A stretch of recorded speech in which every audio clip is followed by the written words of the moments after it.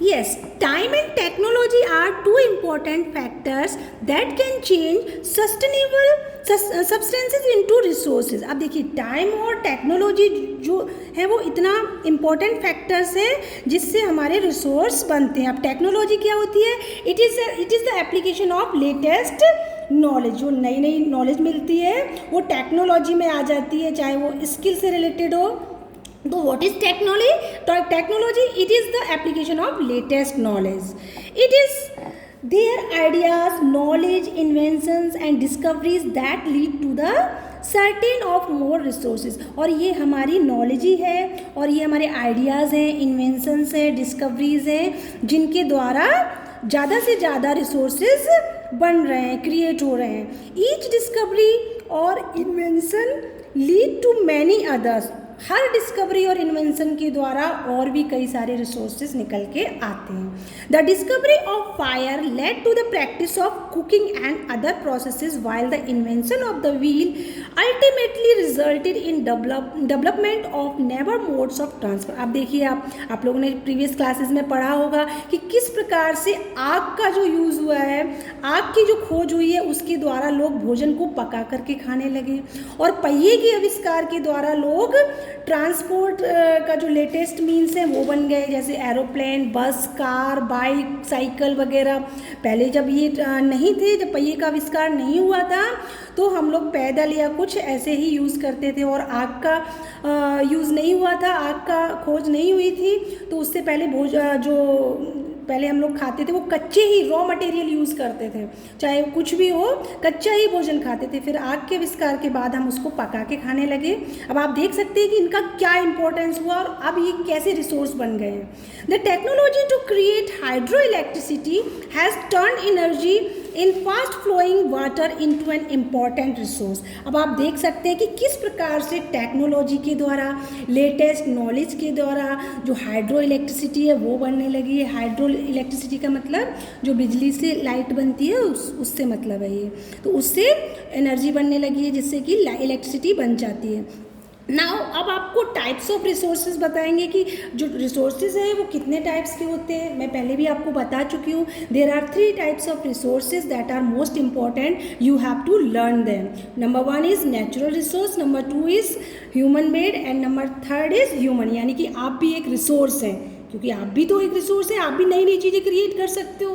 तो आपको बताएंगे ह्यूमन रिसोर्स क्या होते हैं और ह्यूमन मेड रिसोर्स क्या होते हैं, नेचुरल रिसोर्स क्या होते हैं. So let's start from the natural resource. अब देखिए नेचुरल रिसोर्स क्या होते हैं. Resources that are from nature and used without much modification are called natural resources. आप लोग अंडरलाइन कर सकते हैं कि किस प्रकार से जो नेचुरल रिसोर्स है उसकी डिफाइन क्या है. Resources that are drawn from nature, जो हमें प्रकृति के द्वारा सेल्फ प्रोवाइड किए गए हैं बिना किसी मॉडिफिकेशन के, बिना किसी चेंज के, वो सारे नेचुरल रिसोर्सेज कहलाते हैं. यानी कि उनमें ज़्यादा हमें चेंज नहीं करना है, कुछ भी जैसे हैं उसी रूप में हम उनको यूज़ करते हैं. द एयर वी ब्रीथ, जो हवा हम लेते हैं. The water in our reverse, नदियों में, लेक्स में जो वाटर है, सॉइल है, मिनरल्स हैं, ये सारे क्या हैं, नेचुरल रिसोर्सेज. अगर आपसे पूछा जाता है give the some example of natural resources, तो आप क्या बताएंगे. एयर, वाटर, सॉइल, मिनरल, ये सब नेचुरल रिसोर्स हैं जिनमें हमें मॉडिफिकेशन की ज़रूरत नहीं होती है. Many of these resources are free gifts of nature and can be used directly. इनमें से जो कुछ रिसोर्स हैं वो बिल्कुल नेचर हमें फ्री में देती है उपहार के रूप में, जिनको डायरेक्टली प्रोवाइड करती है. In some cases tools and technology may be needed to use a natural resource in the best possible way. लेकिन कुछ क्षेत्र में क्या होता है, हमें टूल्स और टेक्नोलॉजी की ज़रूरत पड़ती है. जो नेचुरल रिसोर्स है उनके लिए कुछ तो हमें ऐसे ही दे देती है नेचर फ्री गिफ्ट के रूप में, जबकि कुछ में हमें टूल्स और टेक्नोलॉजी की ज़रूरत पड़ती है उनको यूज़ करने के लिए. Now natural resources can be broadly categorised into renewable and renewable. अभी मैंने आपको बताया था कि नेचुरल रिसोर्सेज जो है फर्दर डिवाइडेड इनटू 2 पार्ट्स में इनको वापस डिवाइड किया गया है. एक तो है आपके रिन्यूएबल, दूसरे हैं नॉन रिन्यूएबल. अब रिन्यूएबल क्या होते हैं, Renewable resources are those which get renewed or replenished quickly. Renewable resource वो रिसोर्स होते हैं जो हमें जल्दी ही मिल जाते हैं या उनको फिनिश होने के बाद वो जल्दी ही वापस हो जाते हैं, वो आपके आते हैं रिन्यूएबल रिसोर्सेज में. Now some of these are unlimited and are not affected by human activities such as solar and wind energy.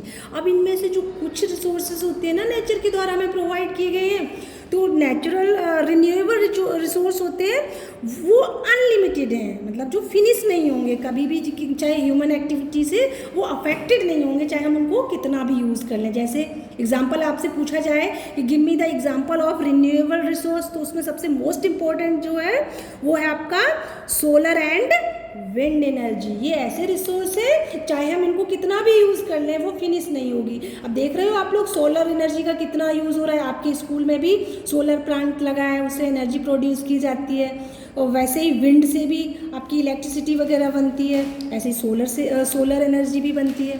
तो इस प्रकार आप खुद देख सकते हैं कि ये ऐसे रिसोर्स हैं जो कभी फिनिश नहीं होंगे. तो आपको समझ में आ गया होगा कि रिन्यूएबल रिसोर्सेज क्या होते हैं. Yet careless use of certain renewable resources like water, soil. लेकिन कुछ नेचुरल रिसोर्स ऐसे भी होते हैं जिनको अगर हम केयरलेसली यूज़ करें तो वो फिनिश हो जाते हैं या फिनिश होने की कगार पर आ जाते हैं. जैसे आपका वाटर है, वाटर ज़्यादा से ज़्यादा आप वेस्ट करोगे. आजकल आप देखते हो वाटर का कितना कैंपेन चलाए जा रहे हैं, save water, don't waste water. तो वाटर, सॉइल, फॉरेस्ट, अगर हम इनका ज़्यादा से ज़्यादा यूज़ करेंगे केयरलेसली, भाई ज़रूरत हो उतना यूज़ कर लो तो सही है. अब आप केयरलेसली ज़्यादा इनको यूज़ करोगे तो ये एक ना एक दिन इनका स्टॉक जो है वो फिनिश हो जाएगा, फिर आपके पास कुछ नहीं बचेगा फ्यूचर जनरेशन के लिए. Water seems to be an unlimited renewable resource.